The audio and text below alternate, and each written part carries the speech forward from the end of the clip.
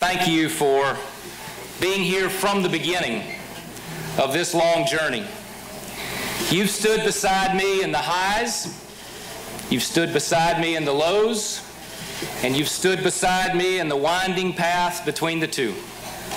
And for that, I'm forever in your debt. I'm inspired by your passion, and let me assure you that me and my family have been uplifted by the prayers that we have felt all over our state throughout this campaign, and the outpouring of love and support for this campaign, for our family, and for the state that we all call home. A few moments ago, I called Congressman DeSantis to congratulate him on winning our party's nomination to be governor of the great state of Florida. I also let him know that I would be happy to help him do any and everything that we can do to rally behind his campaign to be successful in November.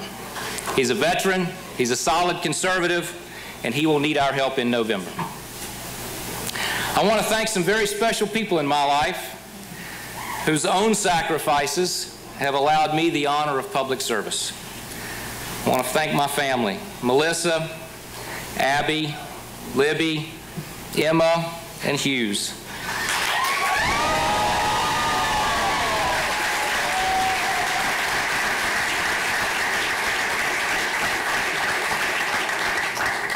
Melissa is my strongest advocate, and my kids are my biggest fans, and I theirs.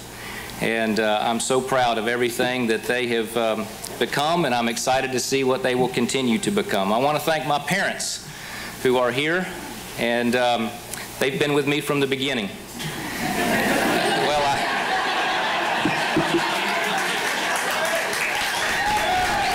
The very beginning. My sister Gia, who would run through a wall for me. My brother, my niece and nephews, the extended family, we travel in a pack. And I love them all, and they've all given their all to the success of this campaign, and I'm so grateful for that. I want to thank our campaign team. They have sacrificed time with their own families. Dinners missed, birthdays, dance recitals, soccer games. Some of them have moved to a different county, some of them moved to a different state to be a part of this team.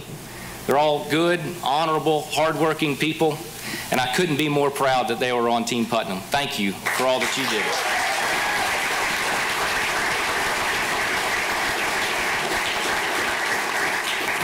And I want to thank all of you, my supporters. You've been there from day one. I mean, not just in this campaign, all of them. And this campaign that we launched on the hottest day of the year, and apparently we're looking for some kind of poetic way of closing it out by being this hot in this room. But you have opened your homes, you've given. I know I'm an expensive friend to have. You've thrown incredible events all over Florida in some of the most amazing places. You have knocked on doors, 400,000 of them in our state. You have put the roots in a grassroots campaign.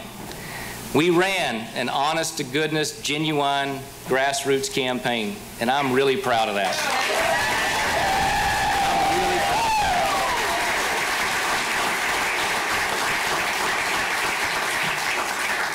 And as this past Saturday night, we were in a barn with 400 people in Temple Terrace, and as I looked across that audience and I saw the children and the grandchildren, the families who'd come out, the multi-generations, the veterans, I can't help but know in my bones that there was some young person who came to that event who was going to be less cynical about our politics, more patriotic about our country, and more convinced than ever that we are so blessed to live in a country that is exceptional.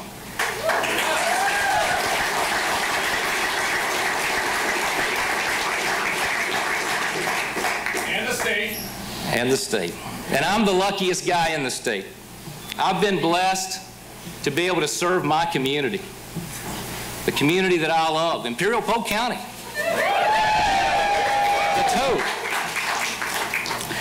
I've been able to serve the state that we all call home. I've seen the vitality, the humility, the grandeur of our beloved Florida and her people. I've met with our heroes who come in a variety of uniforms, and I've both celebrated and grieved with them. I've seen our state's future in the eyes of the children who I've high-fived at our fairgrounds, at our rallies, at classroom visits, and I've seen the deepest well of our neighbors' goodwill when we've lifted each other up in the aftermath of nature's fury. This is the Florida that I know. This is the Florida that we all love and that we've dedicated ourselves to serve. And that service takes many forms, and it calls on all of us to do our part. It's been said that whenever one door closes, another door opens. But we often look so long at the closed door that we miss the one that's been opened for us.